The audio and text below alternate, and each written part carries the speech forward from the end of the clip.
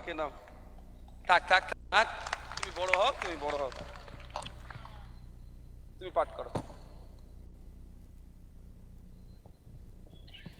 উপস্থিত সকলকে প্রণাম জানিয়ে কবি শুভ্রা ঘোষের প্রিয় নেতাজি আমি করছি।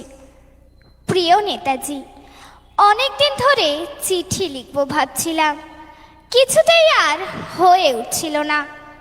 আজ কোনো একটা ঘটনার নিরিখে তোমাকে চিঠি লিখতে বসলাম।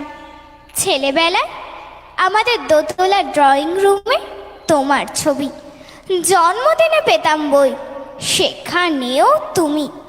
বাবার গল্পে তোমারই বীরত্ব, দেখতে দেখতে শুনতে শুনতে ক্রমে আমিও তোমার ভক্ত। বাবা বলতেন ইন্ডিয়ায় আর একজন নেতাজির দরকার ছিল। মা গাইতেন বীর সুভাষের মহান দেশ। দাদু বলতেন ছেলেটাকে ওরা শেষ করে দিল। ঠাম্মার চোখে তখন আঁচলের খুঁট। এসবের মধ্যে বড় হওয়া আমিও কেমন একটা ঘোরের মধ্যে থাকতাম।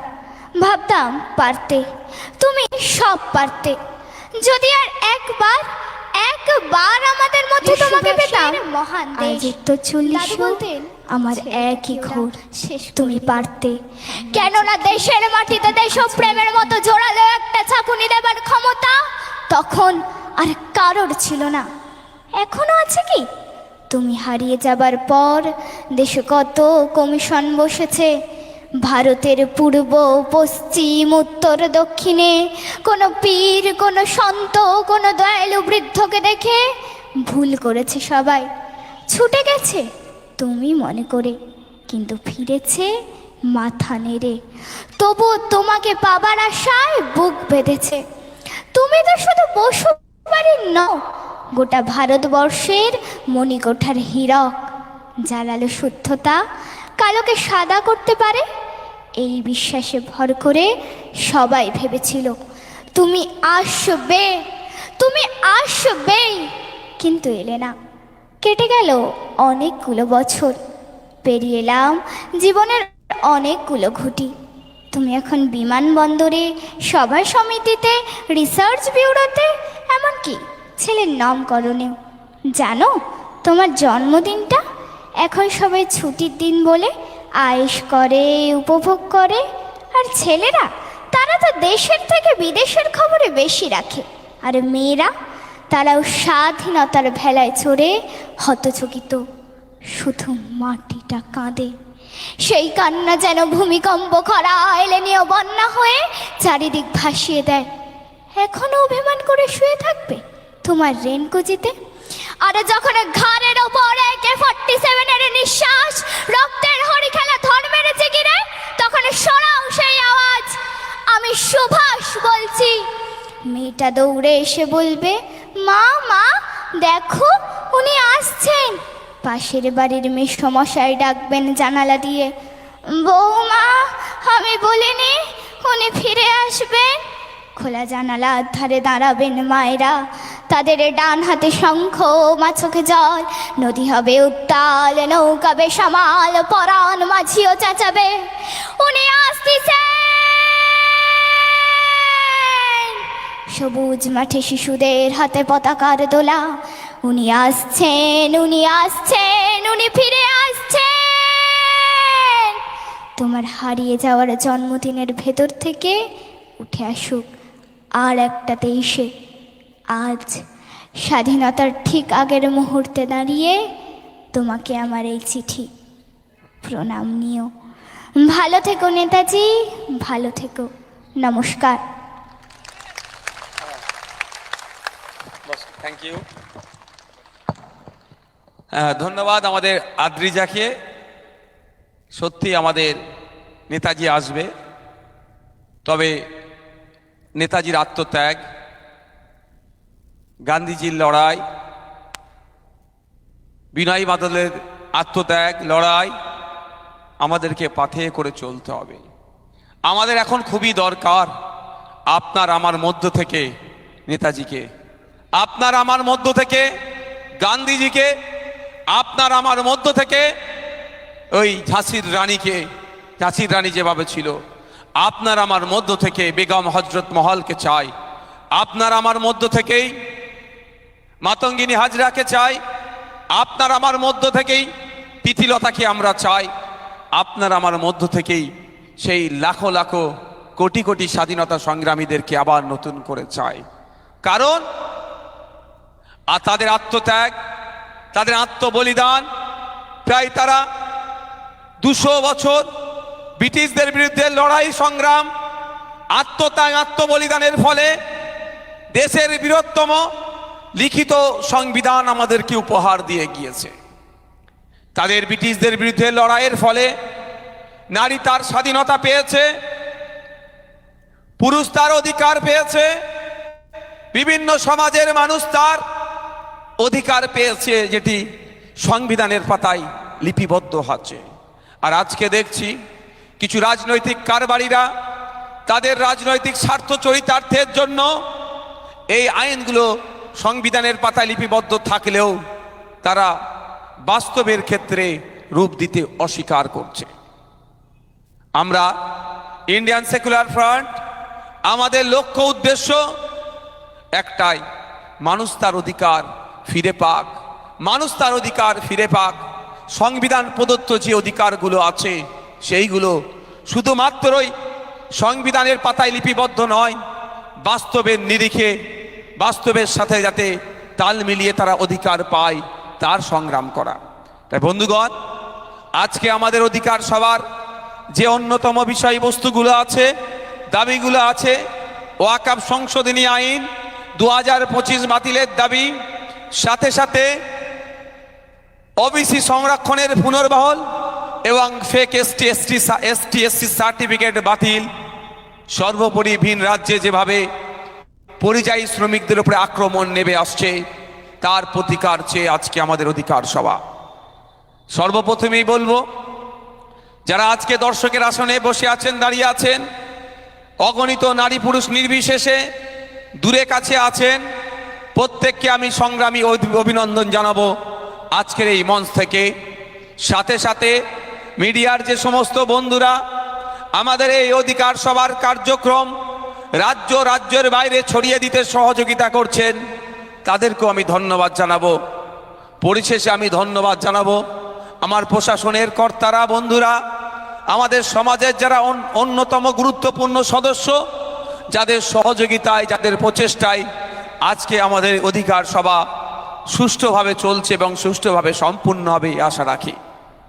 বন্ধুগণ, আজকে আমি কটা পয়েন্টের উপরে কথা বলবো তা নয়, আমি কিছু বেসিক আরো কিছু পয়েন্টের উপরে কথা বলতে চাই। বোদাই এসেছি মানে বোদাই এলাকার নামের সাথে সাথে একটি নাম খুব কানে বেজে ওঠে, সেটা কি? এখানকার হাই স্কুল। ঐতিহ্য এখানকার উত্তর 24 পরগনা জেলার একটা গুরুত্বপূর্ণ হাই স্কুল। কিন্তু দুর্ভাগ্য আমাদের, একটু খোঁজ নিয়ে যদি আমরা এই অঞ্চলের মানুষজন দেখি, তাহলে দেখা যাবে যেই পরিমাণে শিক্ষক ছাত্র রেশিও মেনটেন হওয়া দরকার, অর্থাৎ ছাত্রর সংখ্যা অনুযায়ী শিক্ষক দেওয়া দরকার, তার কিঞ্চিত পরিমাণ হচ্ছে না। ফলে ছাত্রের সংখ্যা বেশি, কিন্তু উল্টো দিকে দেখছি টিচারের সংখ্যা কম। সেই প্রশ্ন নিয়ে আমাদেরকে ঐক্যবদ্ধভাবে না কোশ্চেন করি, দলবদ্ধভাবে না কোশ্চেন করি, রাজ্য সরকারকে না প্রশ্ন করি, শিক্ষামন্ত্রীকে না প্রশ্ন করি, আপনাকে আমাকে তার আগেই ভাগ করে দেওয়া হচ্ছে আমরা ওরা ভেবে, আমরা ওরা করে দেওয়া হচ্ছে। একদিকে শুভেন্দু অধিকারী, অপরদিকে মমতা ব্যানার্জি, এই দুইজন মিলে, এদের দুই বর্তমান যে দুটো দল আছে, এরা মিলে পশ্চিম বাংলার অগণিত মানুষ, সহজ সরল সাদাসিধে মানুষকে এরা বারবার বোকা বানিয়ে দিয়ে যাচ্ছে। আজকে বোদায় দাঁড়িয়ে আওয়াজ তোলা দরকার। বোদাই হাই স্কুল একটা ঐতিহ্যবাহী হাই স্কুলে টিচার নাই কেন, এ প্রশ্নটা আমাদের করা দরকার। তার পরিবর্তে এই বোদাই অঞ্চলের মানুষেরা ছুটে যাচ্ছে, কাউকে বলছে বাবু ফর্মটা ফিল আপ করে দাও, ফর্মটা ঠিক হয়েছে, ফিল আপটা ঠিক হয়েছে নাকি, ওটা নিয়ে তাদেরকে ব্যস্তর মধ্যে রেখে দিয়েছে। প্রশ্ন তোলা দরকার ছিল বোদাই হাই স্কুলে লাস্ট ফিনান্সিয়াল ইয়ারে কম্পোজিট গ্রান্ট বাবদ কত টাকা প্রাপ্য ছিল, কত টাকা দেওয়া হয়েছে, এই প্রশ্নটা তোলার দরকার ছিল। এই প্রশ্ন আমরা কেউ তুলছি না। আমরা ভাবছি আমার মায়ের নাম, আমার বাবার নাম, আমার দাদুর নাম, আমার দাদিমার নাম 2002 এর ভোটার লিস্টে আছে নাকি দেখি, ওটা নিয়ে এসে আমাকে গণনা ফর্ম ফিল আপ করে জমা দিতে হবে। প্রশ্ন তোলার দরকার ছিল বোদাই হাই স্কুলে যে টয়লেটটি আছে, আমি দায়িত্ব নিয়ে বলছি আগামীকাল হাই স্কুলে যাবেন, যদি রাতের মধ্যে পরিষ্কার করে দেয় তো ভালো কথা, গিয়ে দেখবেন, গার্জেনরা যাবেন, আপনাদের মহিলা যারা স্কুলে পড়ে, আপনাদের পুরুষগুলো যারা স্কুলে পড়ে, বয়েজ টয়লেট, গার্লস টয়লেটে গিয়ে দেখবেন কি নোংরা অবস্থা হয়ে আছে, ওখানে ব্যবহারের অযোগ্য হয়ে আছে। তাই এখানে প্রশ্ন তোলা দরকার ছিল আমার বাড়ির ছেলে মেয়েগুলো বোদাই হাই স্কুলে গিয়ে পড়াশোনা করে, প্রকৃতির ডাকে যখন তারা সাড়া দিয়ে যাওয়ার চেষ্টা করে, তারা ওই টয়লেটগুলো ব্যবহার করতে পারে না। আমি তথ্য দিয়ে বলছি পশ্চিম বাংলার যে স্কুলগুলো আছে তার 5 to 10% ওপরে টয়লেট তারা ব্যবহারযোগ্য নয়। এটা আমি আমার কথা বলছি না, ডেটা দিয়ে বলছি। কারণটা কি? প্রশ্ন তোলার কথা ছিল তো আমাদের এটা। আজকে তো আলোচনার দরকার ছিল এটা, যে বোদাই হাই স্কুল, এত বড় হাই স্কুল, এত ঐতিহ্যশালী হাই স্কুলের টয়লেটের অবস্থা খারাপ কেন? তার পরিবর্তে এখন আমরা কি করছি গো, বিওলোকে কবে ফর্মটা ফিল আপ করে জমা দেবো, তাই না? মানে সাবজেক্ট ছিল বোদাইয়ের উন্নয়ন, অবজেক্ট ছিল এটা। এখন আপনার সামনে সাবজেক্ট কোনটা দাঁড় করিয়েছে? আপনার গণনা ফর্ম। আর এই গণনা ফর্মকে সামনে রেখে মানুষকে হয়রানি করা হচ্ছে, মিথ্যাচার করা হচ্ছে। কিভাবে বিজেপি তৃণমূল মিলে সাধারণ মানুষকে পেশাই করছে তার আমি একটা তথ্য দিচ্ছি, আপনারা বুঝতে পারবেন। শুভেন্দু অধিকারী মহাশয় বলছেন পশ্চিমবঙ্গে নাকি 1.5 কোটি রোহিঙ্গা আছে, এসআইআর করে তাদেরকে তাড়িয়ে দেওয়া হবে।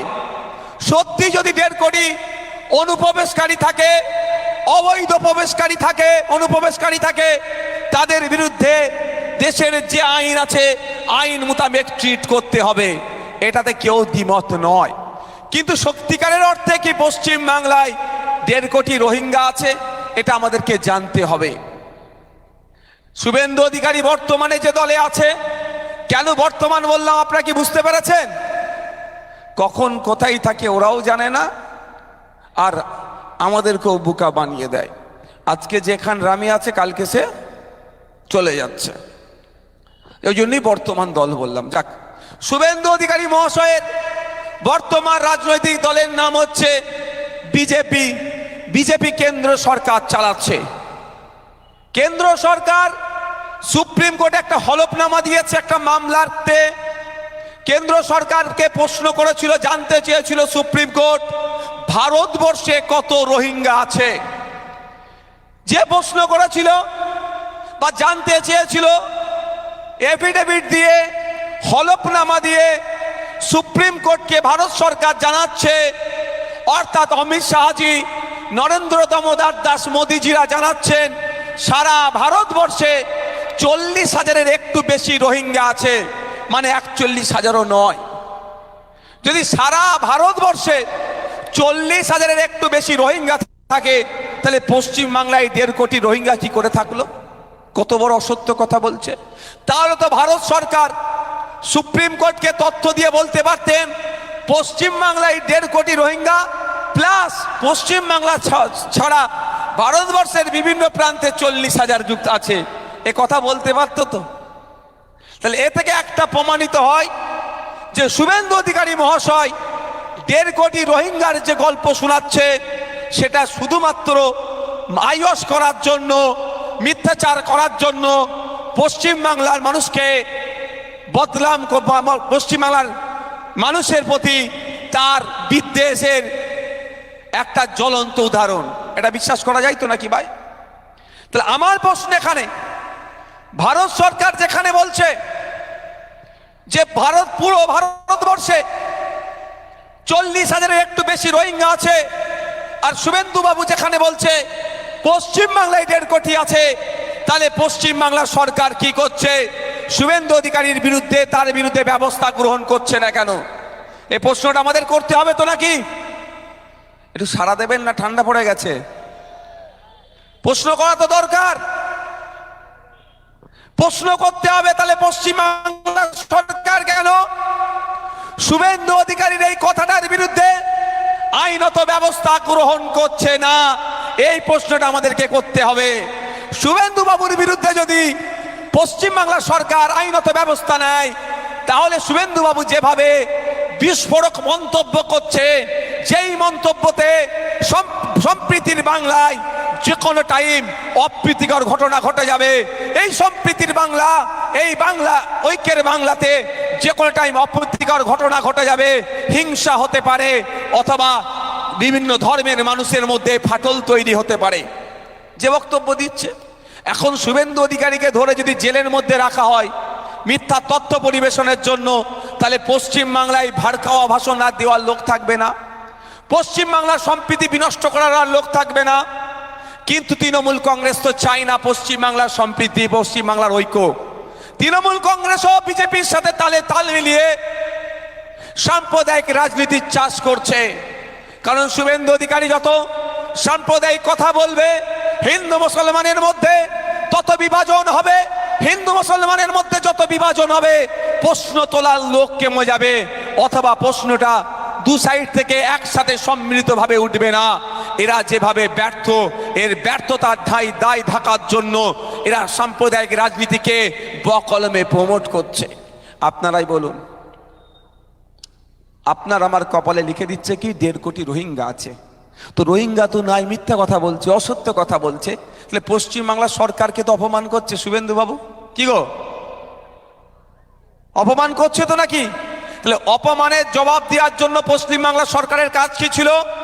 শুভেন্দু বাবুর বিরুদ্ধে সুমোটা মামলা করে ধরে জেলের মধ্যে রেখে দেওয়া। শুভেন্দু বাবুকে জেলের মধ্যে রেখে দিলে পশ্চিম বাংলায় আর হিন্দু মুসলমানের মধ্যে বিভেদ লাগবে, এই কথা বলার কেউ সাহস দেখাতে পারবে না। কিন্তু তৃণমূল কংগ্রেস চায় না পশ্চিম বাংলার সম্প্রীতির মাটি, ঐক্যের মাটি, হিন্দু মুসলমান কাঁধে কাঁধ মিলিয়ে বসবাস করুক। তৃণমূল কংগ্রেস চায়, বিজেপি চায় হিন্দু মুসলমান আলাদা হয়ে যাক, ওদের ভোটটা আমরা ভাগ করে নেব, আর 5 বছর ধরে মানুষকে বোকা বানিয়ে রাখবো। তাই আমাদের ঐক্যবদ্ধ হতে হবে। একদিকে শুভেন্দু বাবুদেরকে জবাব দিতে হবে, উল্টো দিকে মমতা ব্যানার্জিদেরকে জবাব দিতে হবে। আমাদের প্রশ্ন তুলতে হবে, কে হিন্দু, কে মুসলমান, কে দলিত, কে আদিবাসী, কে নমশূদ্র, কে মতুয়া দেখার দরকার নাই। এই বোদায়ের মাটিতে দাঁড়িয়ে বোদায়ের হাই স্কুলের পরিকাঠামোর পরিবর্তন করতে হবে। এখানে ছাত্র শিক্ষক রেশিও মেনটেন করতে হবে। এখানকার স্বাস্থ্য পরিষেবার মান উন্নয়ন করতে হবে। এখানের কৃষকের গড়াই বাড়াতে হবে। এখানে গণপরিবহনের ব্যবস্থার উন্নতি করতে হবে। এ দাবি আমাদেরকে তুলতে হবে। তার পরিবর্তে আমরা কি করছি? আমরা ওদের খেলাতেই মিশে যাচ্ছি। ওরা আমাদের যে খাবার খাওয়াচ্ছে আমরা সে খাবার খেয়ে নিচ্ছি। এত ঝিমি আছেন কেন আপনারা? বক্তব্য শেষ করে দেবো? তাহলে আমাকে ভাই রিয়াকশন দিতে হবে। আমি পেটের জ্বালায় রাজনীতিতে আসিনি, আর ক্ষমতা দখলের জন্য রাজনীতিতে আসিনি। আমি মাস্টার্স আমি আমাদের আলিয়া ইউনিভার্সিটিতে আমার ডিপার্টমেন্টের আমি অ্যাডমিশন নিয়েছি গ্র্যাজুয়েশনে। ফার্স্ট দিনই একটা টিচারের সাথে পরিচিত হয়েছিলেন, প্রফেসরের সাথে। তা ক্লাস নিতে নিতে একদিন তিনি বলছেন, পড়াতে পড়াতে আমাদেরকে বলছেন, তোমরা সব বুঝতে পারছো তো? আমরা বললাম স্যার হ্যাঁ। কিছু বললো স্যার হ্যাঁ, আর কিছু চুপ করে গেল। মাস্টার সাহেব বইটা বললো, মনে হয় আমি ঠিক করে পড়াতে পারছি না, তাহলে আজকে শেষ করে দিই। আর বলেছিল আমার প্রফেসরের কাছ থেকে আমার একটা শিক্ষা। প্রফেসর কি শিক্ষা দিলেন? রিয়াকশন যত ভালো হবে তাহলে মনে হবে যে আমি পড়াচ্ছি তত ভালো। তো আপনাদের দিক থেকে রিয়াকশন যত ভালো আসবে আমার মনে হবে আমি কিন্তু সমাজের জন্য কিছু বলছি। আমি ক্ষমতা দখলের রাজনীতিতে আসি না। আমার ক্ষমতা হবে, আমি মিনিস্টার হব, আমি মন্ত্রী হব, ও স্বপ্ন আমার নাই। আমি যদি মন্ত্রী হওয়ার জন্য পলিটিক্সে আসতাম তাহলে আমি এখন 2টো মন্ত্রী নিয়ে এখানে হয়তো হাজির হতাম, কিন্তু ওটা আমার দরকার নাই। আমি মানুষের পাশে থাকবো, মানুষের সাথে থাকবো, মানুষের হয়ে কথা বলবো। সে যে কোনো জাত, ধর্ম, বর্ণ আমার কাছে সেটা বড় প্রশ্ন নয়। আমার কাছে প্রশ্ন এটাই যে কোনো মানুষের সাথে যদি অত্যাচার অন্যায় হয়, যে মানুষ অত্যাচারের শিকার তার পাশে দাঁড়াবো। যে অত্যাচার করছে সামনেওয়ালা যত শক্তিশালী হোক না কেন তার বিরুদ্ধে আমি লড়াই সংগ্রাম জারি রাখবো। তাতে একবার কেন, যদি 100 বার আমাকে জেলে দেয় আমি দ্বিধা কণ্ঠরোধ করব, আমার কণ্ঠরোধ হবে না। 100 বার আমি মানুষের জন্য জেল খাটতে প্রস্তুত আছি। আপনারা, আমি অবাক হয়ে যাচ্ছি কি পরিস্থিতির মধ্যে দিয়ে চলছে। আজকে আমাদের প্রশ্ন করা দরকার যে এখান মধ্যে আপনার বারাসাতের মাটি, আমডাঙ্গার মাটি, মধ্যম গ্রামের মাটি, এই মাটিতে আজকে কিভাবে অন্যায় অনাচারের চাষ হচ্ছে এটা বন্ধ করার জন্য প্রশ্ন করা দরকার। সেই প্রশ্ন আমরা করছি না, উল্টে আমরা স্রোতের সাথে গা ভাসিয়ে দিচ্ছি। তাই বন্ধুগণ, আমাদের একটু ভাবতে হবে। নির্বাচন আসলো, হই হই করলেন, কেউ বলছে বিজেপিকে আটকাতে হবে, কেউ বলছে তৃণমূলের হাত থেকে বাঁচতে হবে। এই বিজেপিকে আটকাবার নামে আপনার কাছ থেকে তৃণমূল ভোটটা লুট করলো, আর তৃণমূলের অত্যাচার থেকে বাঁচানোর নামে বিজেপি আপনার কাছ থেকে ভোটটা লুট করলো। প্রকৃত অর্থে দেখুন, দুজন দিনের শেষে এক জায়গায় বসে গল্প করছে আর আপনাকে আমাকে লড়িয়ে দিচ্ছে নিজেদের মধ্যে। তাই আমাদের ভাবতে হবে 2021 সালে নির্বাচনের সময় একটা রাজনৈতিক দল মানে আওয়াজ তুললো ভোটটা অন্য জায়গায় দিও না, বিজেপি চলে আসবে। আপনারা ভরসা করলেন, ওদের ট্যাপে পা দিলেন, ওদের দেওয়া ঔষধ আপনি গিলে নিলেন। আপনাকে বিজেপি আটকানোর স্বপ্ন দেখালো, আপনি বিজেপি আটকানোর জন্য তৃণমূলকে ভোটটা দিলেন। কিন্তু আজকে 2021 থেকে ভোটটা দিয়েছেন, আজকে 2025, 4.5 বছর হতে চলেছে। আপনারা বুকে হাত দিয়ে বলুন, আপনাদের ভোটটা সত্যিকারের অর্থে বিজেপিকে আটকানোর জন্য কাজে লাগলো না, বকলমে তৃণমূলকে ভোটটা দিয়ে বরঞ্চ বেশি করে বিজেপির চাষ বাংলায় হলো। আপনারা বলুন, আজকে বিজেপি আর একটা দল তৃণমূলের এই নোংরামি, তৃণমূলের এই হিংসা, তৃণমূলের বোম গুলি পিস্তল, তৃণমূলের এই অন্যায়, তৃণমূলের এই কাটমানি, তৃণমূলের এই অত্যাচার, তৃণমূলের এই অনাচার বন্ধের জন্য বিজেপি বলেছিল আমাকে ভোটটা দাও, আমি এই তৃণমূলের বিরুদ্ধে ব্যবস্থা গ্রহণ করব। ব্যবস্থা গ্রহণ তো দূরের কথা, বরঞ্চ তারা মাখামাখি হওয়ার পরে অবশেষে একজন জেল থেকে বার হতে বাকি ছিল, সে পার্থ চ্যাটার্জি, তাকেও তারা জামিনের ব্যবস্থা করে দিল। লাভটা কি হলো? আপনার 5টা বছর নষ্ট হলো। আপনি চাইছেন কি একটা ভালো সরকার, তাই না? আপনি ভোটটা কেন দেবেন? আমি চোর ডাকাতের কথা বাদ দিয়ে আজকে এই প্রসঙ্গে আলোচনা করবো। কারা রাজি আছেন হাত তুলুন তো। আমি এই বিষয়টা নিয়ে একটু আমাদের সিস্টেমটা নিয়ে একটু আলোচনা করবো। আপনারা শুনতে রাজি আছেন?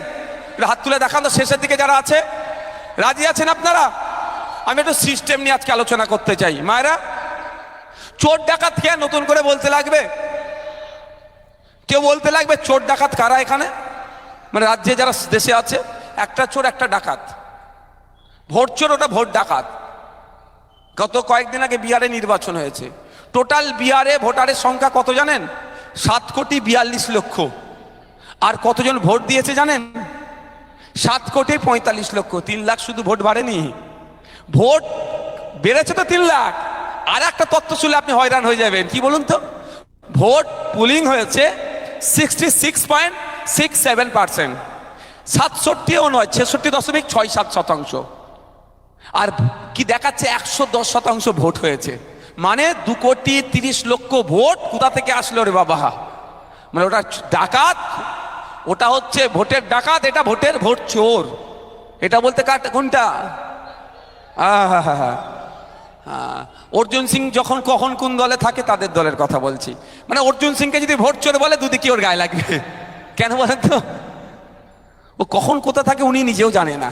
যাক, আজকে আমি একটু ওই চোর ডাকাতদের প্রশ্ন না গিয়ে আমি একটু সরকার নিয়ে আলোচনা করতে চাই। একটু শুনবেন?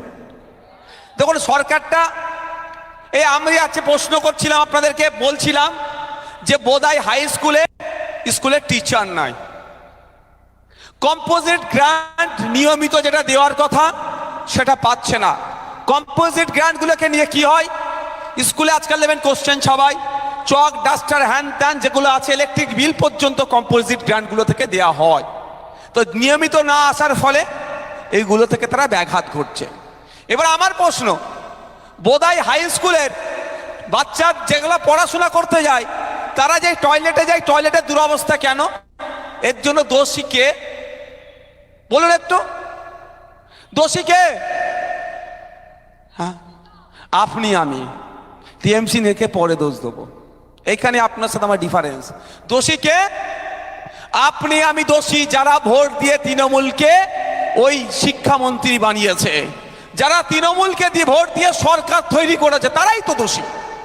আপনি চাইছেন বোদাই হাই স্কুলে শিক্ষক ছাত্র রেশিও মেনটেন করে শিক্ষক দেওয়া হোক, আপনি চাইছেন বোদাই হাই স্কুলের কম্পোজিট গ্রান্টগুলো নিয়মিত আসুক, আপনি চাইছেন বোদাই হাই স্কুলের যে বাচ্চাগুলো স্কুলে যায় টয়লেটটা যাতে পরিষ্কার থাকে। এক কথাই বোদাই হাই স্কুলের ঐতিহ্য ফিরে আসুক, পঠন পাঠনের ব্যবস্থা ঠিকঠাক গড়ে উঠুক। শুধু মিড ডে মিল খেয়ে বাড়ি আসুক এটা নয়, সাথে সাথে বাচ্চারা পড়াশোনা করুক, এটা আপনি আশা করছেন। কিন্তু দায়িত্ব কার হাতে তুলে দিচ্ছেন? তারা যারা চাইছে এই স্কুলটাকে বন্ধ করে বেসরকারীকরণ করবেন, তাদের হাতে যদি তুলে দেন দায়িত্ব, তো আপনি ভুল জায়গায় দিচ্ছেন। আপনি আশা করছেন কি ডাব খাবো, আর লাগাচ্ছেন কি আমড়া গাছ। আমড়া গাছ লাগিয়ে ডাব খাওয়ালে হবে? আশা করলে হবে? আপনি আশা করছেন আমডাঙ্গার ব্লক হসপিটালটাতে গিয়ে যাতে সঠিক ট্রিটমেন্ট পায়, আমডাঙ্গার ব্লক হসপিটালে গেলে নিয়মিত যাতে ডাক্তার আসে, ওখানে এক্সরে হয়, এক্সরে রিপোর্ট ওখান থেকেই পাবো, ওখান থেকেই ট্রিটমেন্ট পাবো, আমি ওখান থেকে ট্রিটমেন্ট নিয়ে সুস্থ হয়ে বাড়ি আসবো, এ আশা করছেন। কিন্তু খোঁজ নিয়ে দেখুন, আমডাঙ্গা হসপিটালে যাবেন নিয়মিত ডক্টর পাবেন না, ডক্টর থাকলে নার্স নাই, নার্স থাকলে ঔষধ নাই। আবার অনেক ক্ষেত্রে দেখবেন এক্সরে করার দরকার আছে, এক্সরে মেশিন থাকলে তো টেকনিশিয়ান নাই, টেকনিশিয়ান থাকলে ওই যে রিপোর্ট প্রিন্ট হয়ে আসবে সেটা নাই। এটা কি সরকার? সরকারটার কাজ কি? সরকারকে আপনি তৈরি করেছেন, আপনার ভোটে সরকার তৈরি হয়েছে, কারণ আগামী 5 বছর আপনি কি করবেন? অসুস্থ হলে সুস্থ করে তুলবে সরকার, এই লক্ষ্য নিয়ে ভোট দিয়েছেন। আগামী দিনে আপনি স্কুলে আপনার বাচ্চাটাকে পাঠাবেন, ওখানে শিক্ষার পরিবেশ থাকবে, আপনার বাচ্চাটি ওখানে পড়াশোনা করে বুনিয়াদী শিক্ষা থেকে শুরু করে সে শিক্ষা অর্জন করবে, এই জন্য সরকার তৈরি। এটা পাচ্ছেন কি? এই কারো কি অসুবিধা হচ্ছে না কি বলো তো? তো ওটা কারা লাফালাফি করছে ওখানে? ধরে বার করে দাও একদম।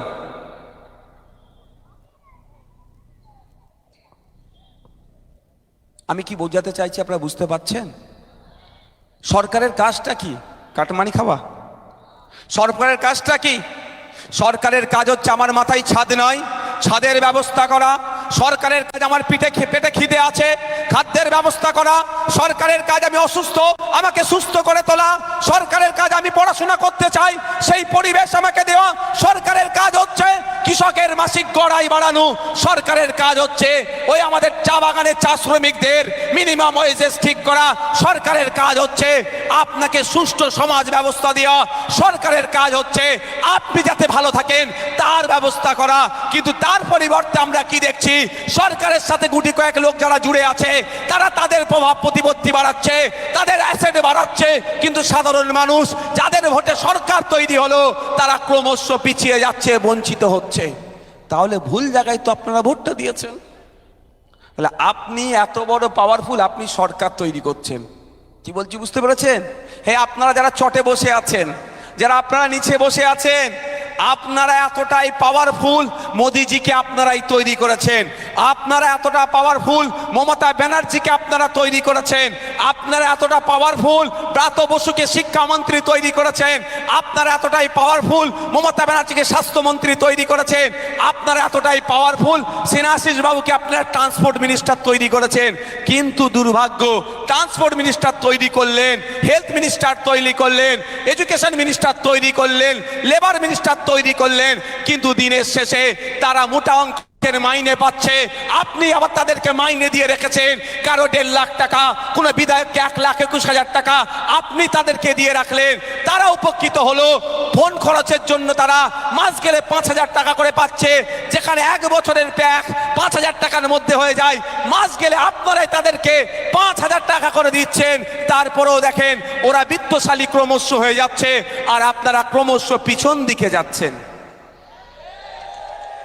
তাহলে আমাদের কি করতে হবে? এবার সরকার নিজেরা তৈরি করবে। আবার ক্ষমতা আছে, আপনি শিক্ষামন্ত্রী তৈরি করলে স্কুলের হাল পরিবর্তন হয়ে যাবে।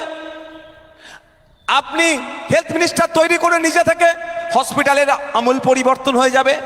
আপনি পরিবহন মন্ত্রী তৈরি করে নিজের থেকে গণপরিবহন সরকারি বাস ব্যবস্থা যেটা আছে, যেটা ভেঙে পড়েছে, সেটা পরিবর্তন হবে।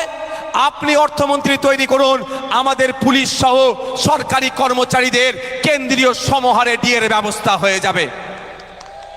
আপনাকে আমাকে তৈরি করতে হবে। তো আমি একবার চ্যালেঞ্জ করেছিলাম, 6 মাসের জন্য আমাকে দিকে অর্থ দপ্তর, যা প্রকল্প চলছে একটাও বন্ধ হবে না। সরকারি কর্মচারীদের কেন্দ্রীয় সমহারে ডিএ দেব, এবং সাথে সাথে কি বলেছিলাম, যে প্রকল্পগুলো চলছে একটাও বন্ধ করব না। যদি ফেল হয় কোনোদিন আর রাজনীতির মঞ্চে উঠব না। কিন্তু মমতা ব্যানার্জি চ্যালেঞ্জ অ্যাকসেপ্ট করেনি। জায়গা আছে তো। তাহলে আমরা আমাদের ভুলটা নিজেরাই করছি। সব ভোটের আগে একদম 4.5 বছর আমরা এই করেঙ্গা ত্যান করেঙ্গা, এটা চলবে না, ওটা চলবে না, এ খারাপ ও খারাপ, খুব ফতোয়া দিলাম, খুব কথা বললাম, ভোটের সময় সব ভুলে গেলাম। তাই আপনাদের বলবো, আপনাকে আমাকে ভাবতে হবে আপনার আমার পাওয়ারটা কত। দেশের সংবিধান আর্টিকেল 326 সংবিধানে, ভারতের সংবিধানে 326 নম্বর ধারাতে আপনাকে একটা পাওয়ারফুল অস্ত্র দিয়েছে। যে অস্ত্রটা AK-47 থেকেও পাওয়ারফুল, যে অস্ত্রটা M5 থেকেও পাওয়ারফুল, যে অস্ত্রটা এই যুদ্ধে যত রকম সরঞ্জাম আছে তার থেকেও বেশি পাওয়ারফুল, সেটা কি বলুন তো?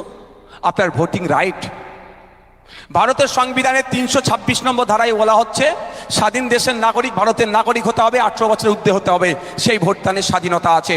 আপনার ভোটদানের মাধ্যমেই দেশের প্রধানমন্ত্রী তৈরি হয়, আপনার ভোটদানের মাধ্যমেই রাজ্যের মুখ্যমন্ত্রী তৈরি হয়, আপনার ভোটের মাধ্যমেই আপনার এলাকার জনপ্রতিনিধি তৈরি হয়, আপনার ভোটদানের মাধ্যমেই আপনার পঞ্চায়েতের প্রধান তৈরি হয়, আপনার ভোটের মাধ্যমেই আপনার বুথের মেম্বার তৈরি হয়। সুতরাং আপনার হাতে এই পাওয়ারটা, সংবিধান এত বড় পাওয়ার দিয়েছে, এত ক্ষমতা দিয়েছে, আপনি সেটাকে সঠিকভাবে ইউজ করতে পারছেন না বলে স্বাধীনতার 79 বছর পরেও আমাদেরকে এখনো বলতে হচ্ছে, কেন বাচ্চাগুলো যখন স্কুলে যায় ওই টয়লেটটা কেন এখন ক্লিন নাই।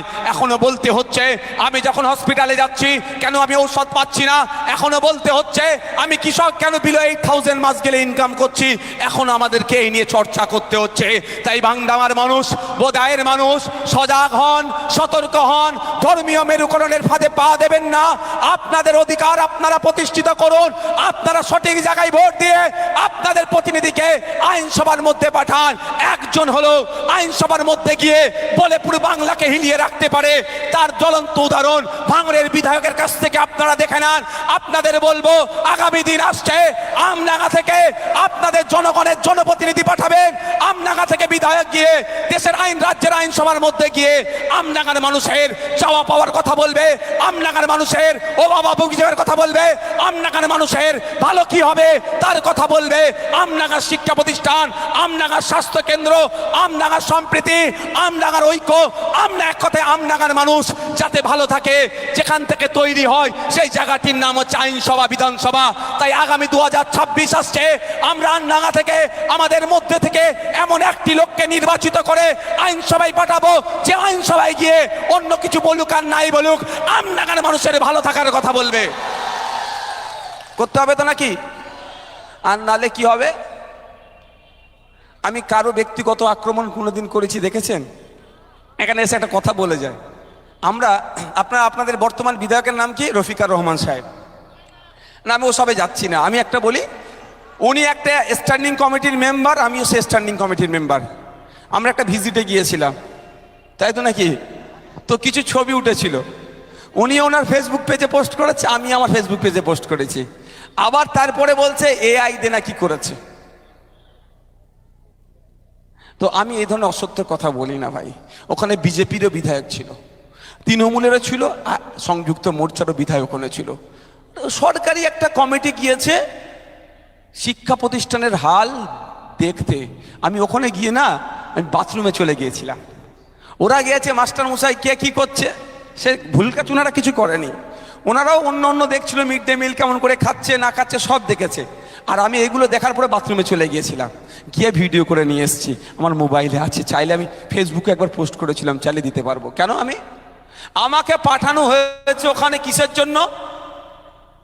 ওইগুলো দেখার জন্য। আমি ভালোগুলো তো আমার নজরে সব এমনি এসে যাবে, ভেসে ভেসে আসবে, তাই না? তা আমাকে খুঁজতে হবে কি? আমি তো বিরোধী, খারাপগুলো যত খুঁজবো, বিরোধীরা যত আওয়াজ তুলবে, খারাপগুলোকে ঠিক করার জন্য তৎপর হবে। এই আমাদের যে ডেমোক্রেসি, আমরা গর্ব করে বলি, আপনারাও বলবেন। কোনো বিদেশি নাগরিকের সাথে যদি কোনো সময় বিভিন্ন মাধ্যম দিয়ে আপনারা কথা বলেন, বা বিদেশি নাগরিক যখন দেশে আসে গর্ব করে আমার দেশের ডেমোক্রেসির কথা বলবেন, যে আমার দেশের এমন ডেমোক্রেসি। কিন্তু দুর্ভাগ্য, এটা ওদেরকে বলবেন না, আমি বলছি আপনাদের দুর্ভাগ্য, আমরা ডেমোক্রেসিকে ইউটিলাইজ করতে পারি না, এটা আমাদের দোষ। কিন্তু আমাদের ডেমোক্রেসি পাওয়ারফুল ডেমোক্রেসি। এই ডেমোক্রেসিতে দেশের প্রধানমন্ত্রীর ভোটের যতটা ক্ষমতা, এই সামনে যে চায়ের দোকানে যে চা বিক্রি করছেন ওই কাকা বা ওই চাচারও অতটাই ভোটের ক্ষমতা। এর থেকে বড় জিনিস আর কি নেবেন? এটা আমাদের দেশের ডেমোক্রেসি। আর একটা বলবেন কি, যে আমার দেশের ডেমোক্রেসিতে অপোজিশনকে আজকে কিন্তু কথা বলতে দিচ্ছে না।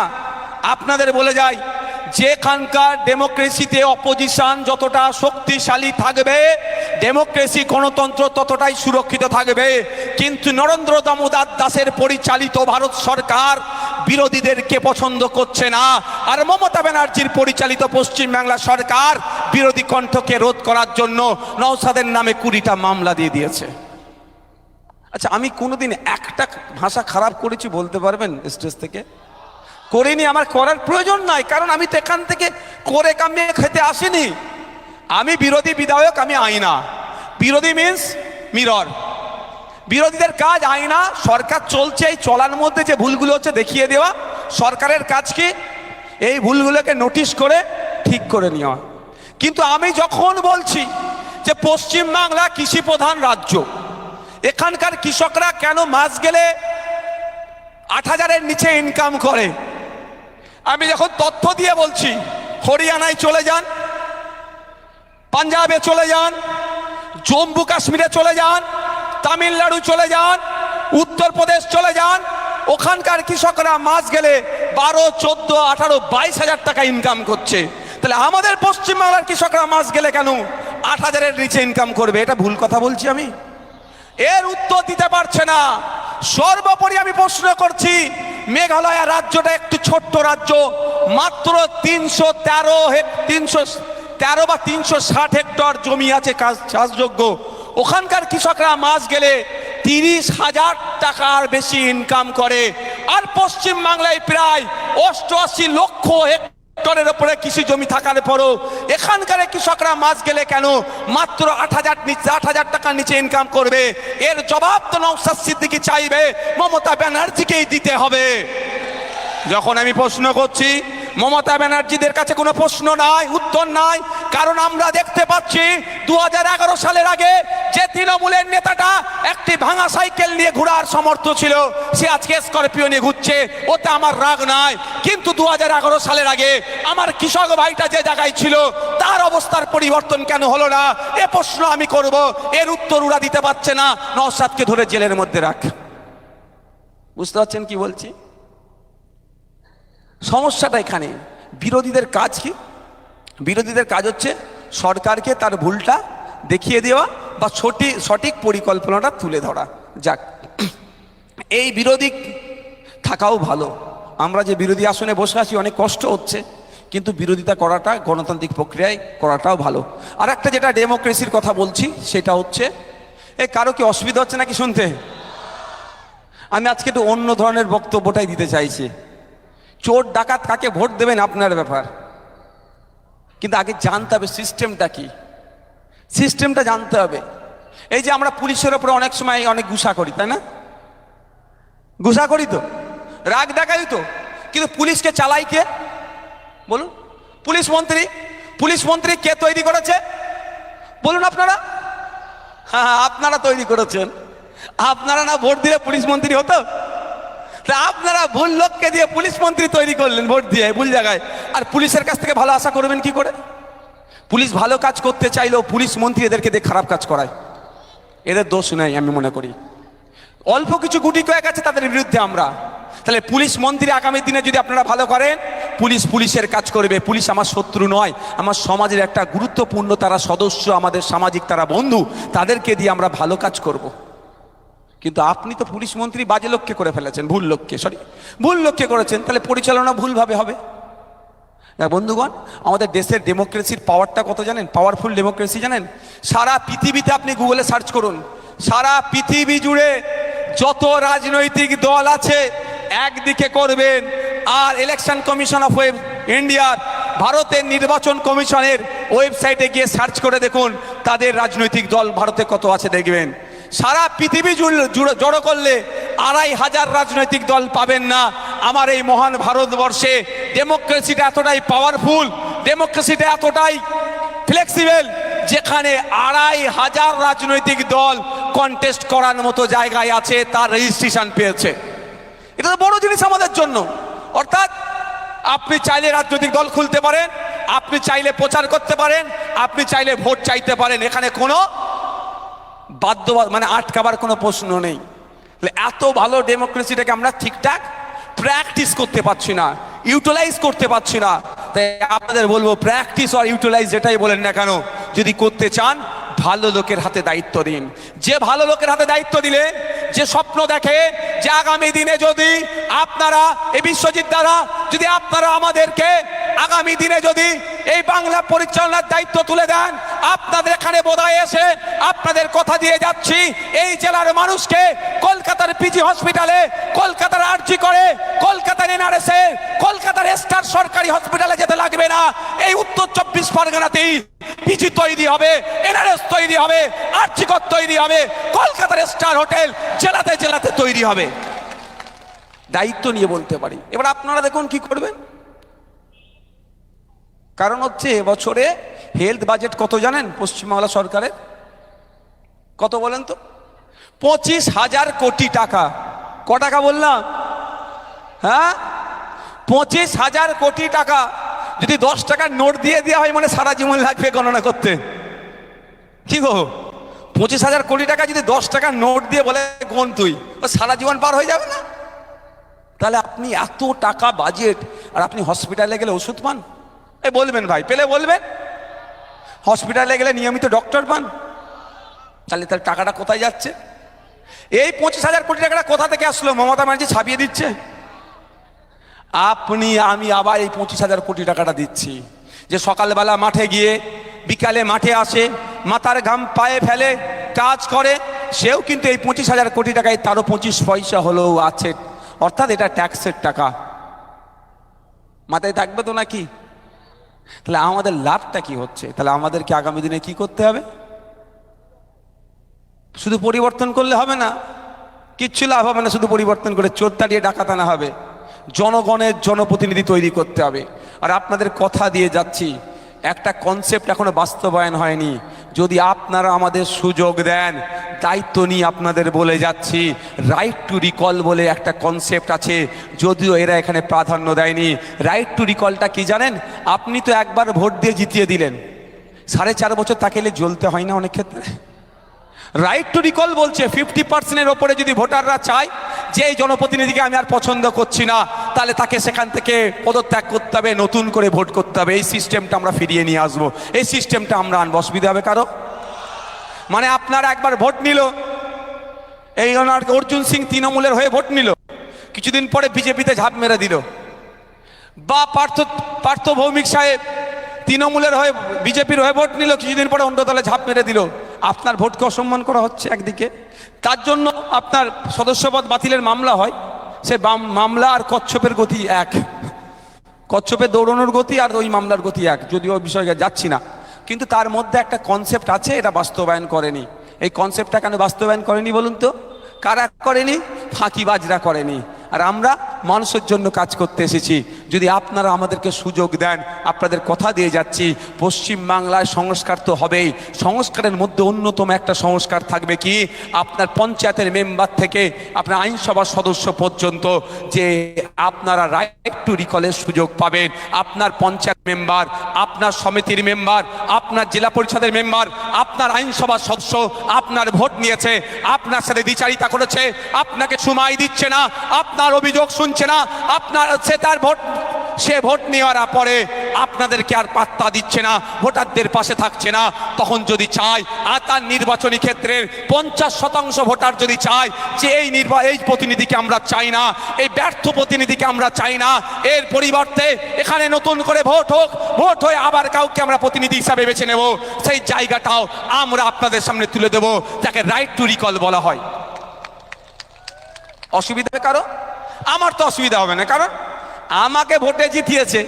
আমি যদি না কাজ করতে পারি তাহলে আমি থাকা কি দরকার?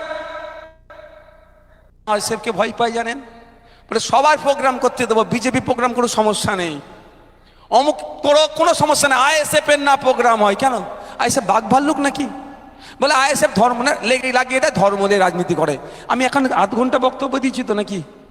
হ্যাঁ, একটা ধর্মের কথা আমি বলেছি রাজনীতিতে মিশিয়ে দিচ্ছি, বলতে পারবেন আমি কি কি বলেছি? সংবিধান, জনগণ, ডেমোক্রেসি, দেশ, সিস্টেম, এইটা নিয়ে চর্চা করছি। তো এই চর্চাতে ওদের সহ্য হয় না। কথাই আছে কি জানেন, অন্ধকার জগতের প্রাণী আলোকে পছন্দ করে না। বুঝতে পারছেন? তাই বন্ধুগণ, আমি আবার ফিরে আসি আমার বক্তব্যতে। তাহলে আমাদের কি হতে হবে? সজাগ সতর্ক থাকতে হবে, সিস্টেমকে পরিবর্তন করতে হবে। সিস্টেমকে পরিবর্তন না করতে পারলে কোনো লাভ হবে না। আপনি স্বপ্ন দেখছেন আপনি ধর্মীয় মুসলমান, 10টা মুসলমান বিধায়ককে পাঠাবো, আপনার লাভ হয়ে যাবে। এই তত্ত্বে অন্তত অন্য কেউ বিশ্বাস করুক আর নাই করুক, আমি বিশ্বাস করি না। কারণ পশ্চিমবাংলার বিধানসভাতে 43টি মুসলিম ধর্মীয় না তার ধর্মীয় পরিচয় হিসাবে 43টি বিধায়ক আছে, কারো মুখে শুনলাম না হিজাব নিয়ে সমস্যা হচ্ছে, এটা বন্ধ করতে হবে। ওবিসি নিয়ে মুসলমানরা যে দ্বিধাগ্রস্তের মধ্যে আছে, বৈষম্যের মধ্যে আছে, ওটাকে বন্ধ করতে হবে। কারো মুখে শুনলাম না রমজান মাস আসলে ফলের দাম কেন বেড়ে যাচ্ছে, এটা বন্ধ করতে হবে। সেখানে একমাত্র সংযুক্ত মোর্চার বিধায়ক নওশাদ সিদ্দিকী একমাত্রই প্রতিবাদ করছে। তা 43টা লাভ কি হবে? পশ্চিমবাংলার বিধানসভাতে 68টি এসসি কমিউনিটির, শিডিউল কাস্ট কমিউনিটির বিধায়ক আছে, আমি একবারের জন্য শুনলাম না তাদের মুখ থেকে বলতে যে ফেক এসসি সার্টিফিকেটগুলোকে বাতিল করতে হবে। যারা এসসি নয়, যারা দলিত নয়, যারা শিডিউল কাস্ট নয়, তারা এসসি সার্টিফিকেট তুলে প্রকৃত এসসিদেরকে বঞ্চনা শিকার হতে হচ্ছে। যারা ফেক এসসি তারা চাকরি করে নিচ্ছে, উচ্চশিক্ষায় সংরক্ষণে তারা সুবিধা নিয়ে নিচ্ছে, প্রকৃত এসসিরা বঞ্চিত হচ্ছে। পশ্চিমবাংলার বিধানসভায় 68 জন এসসি কমিউনিটির বিধায়ক থাকার পরেও কারো মুখ থেকে বলতে শুনলাম না। একমাত্র ভাঙড়ের বিধায়ক, সংযুক্ত মোর্চার বিধায়ক, খামচিহ্নের বিধায়কই বলেছে কথা, যেগুলো বন্ধ করতে হবে। তা লাভ কি হবে? দলিত ভাইরা যদি মনে করে এই আমার জাত ভাই যাচ্ছে, বোঝানোর জন্য বলি, মুসলমানরা যদি মনে করে আমার জাত ভাই ফিরাদ হাকিম আমার কথা বলবে, ও ঘোড়ার ডিম, ও বেশি আপনার ক্ষতি করে দেবে। আমার দলিত ভাইরা যদি মনে করে আমার দলিত যাচ্ছে, আমার অনেক কথা বলে ফেলবে। আমার 4 বছরের অভিজ্ঞতা ওই আইনসভার মধ্যে, তা নিয়ে আপনাদের সামনে তুলে ধরছি। কিচ্ছু নয়, এরা নিজেদের ব্যাংক ব্যালেন্স, নিজেদের প্রভাব প্রতিপত্তি বাড়ানোর জন্য কখনো ফিরাদ হাকিম বড় মুসলমান সাজে, তো কখনো কেউ বড় দলিত সাজে। এর বাইরে এরা কিচ্ছু বোঝে না, নিজেদের পরিবার ছাড়া আপনাদের কথা একবারও ভাবে না। এবার আসা যাক, পশ্চিমবাংলার বিধানসভায় 18 জন আদিবাসী সম্প্রদায়, এসটি শিডিউল ট্রাইব সমাজের বিধায়ক আছে, কিন্তু বিধানসভার মধ্যে তারা একবারের জন্য বলতে শুনিনি তাদেরকে যে সাঁওতালি ভাষায় অলচিকি লিপিতে আলাদা শিক্ষা বোর্ড দিতে হবে, আদিবাসীদের উন্নয়নের জন্য, আদিবাসীদের ছেলেদের মেয়েদের জন্য নতুন হোস্টেল তৈরি করতে হবে। দুর্ভাগ্য আমাদের পশ্চিম বাংলার 18 জন আদিবাসীদের মানে তারা একবারের জন্য প্রশ্ন করে না যে লাগাতার 3টে বছর কোন এসটি এসসি সমাজের ছেলে মেয়েদের জন্য নতুন কেন হোস্টেল তৈরি হয়নি, বরঞ্চ যে হোস্টেলগুলো আছে বন্ধ কেন করে দিচ্ছে, এ প্রশ্নের উত্তর তারা চায়নি, এ প্রশ্ন তারা করেনি। ফেক এসটি এসসি সার্টিফিকেটের এত রমরমা কেন? দলিত আদিবাসী সমাজের বিধায়করা এ কথা বলেনি জল জমি জঙ্গলের স্বাভাবিক অধিকার কেন কেড়ে নেওয়া হচ্ছে, জঙ্গল থেকে কেন আদিবাসীদেরকে উচ্ছেদ করে দেওয়া হচ্ছে, দেউচা পাঁচামি দেখে কয়লা খনির নামে আদিবাসীদেরকে কেন উচ্ছেদ করে দেওয়া হচ্ছে। 18 জন আদিবাসী বিধায়ক থাকার পরেও কারো মুখ থেকে শুনিনি। একমাত্র ভাঙড়ের বীর পুরুষেরা তারা ভরসা করে শরতের বিপক্ষে গিয়ে বিজেপি তৃণমূলের বাইনারির বাইরে গিয়ে আমাকে বিধানসভায় পাঠিয়েছে। ওখানে দাঁড়িয়ে আমি ফেক এসটি সার্টিফিকেটের বিরুদ্ধে কথা বলি, আদিবাসীদের অত্যাচারের বিরুদ্ধে কথা বলি, দলিতদের উপর অত্যাচারের বিরুদ্ধে কথা বলি, মুসলিমদের উপর অত্যাচারের বিরুদ্ধে আমি কথা বলি, আর কেউ বলে না। তাহলে কি শুধু দেখি সুরাত দেখে ভোট পাঠালে কিছু হবে তো নাকি? সুরাত দেখে মুখ দেখে জিতিয়ে কোনো লাভ হবে না। আমি মুসলমানকে জিতালে লাভ হবে ওই তত্ত্ব আমি বিশ্বাস করি না। আমি দলিতকে জিতালে লাভ হবে ওই তত্ত্ব আমি বিশ্বাস করি না। আমি আদিবাসীকে জিতালে আমার কথা বলবে ওই তত্ত্ব আমি বিশ্বাস করি না। আমি এতটুকুই বিশ্বাস করি জনগণের জনপ্রতিনিধি তৈরি করতে হবে, যে আইনসভার মধ্যে গিয়ে মানুষের অধিকারের কথা বলবে, স্বাস্থ্যের কথা বলবে, কর্মসংস্থানের কথা বলবে, শিক্ষার কথা বলবে।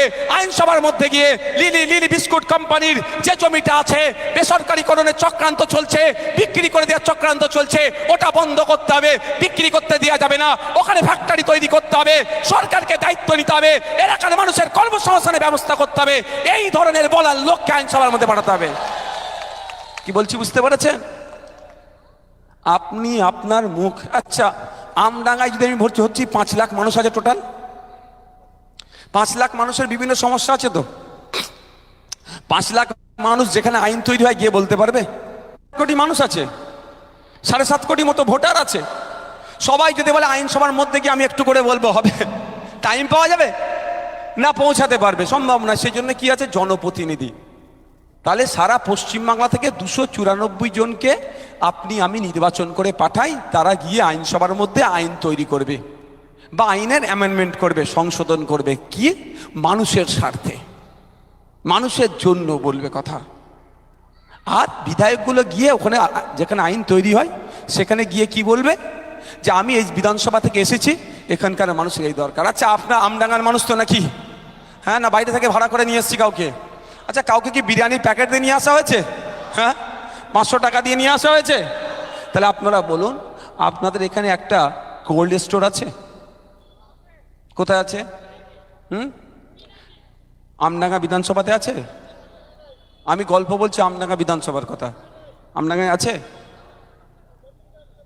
হ্যাঁ, আমি প্রশ্ন তো ওটাই করছি।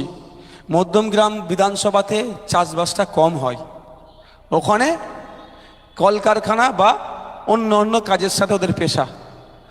আমডাঙ্গা বিধানসভার 70% ওপরে মানুষ চাষবাসের সাথে যুক্ত।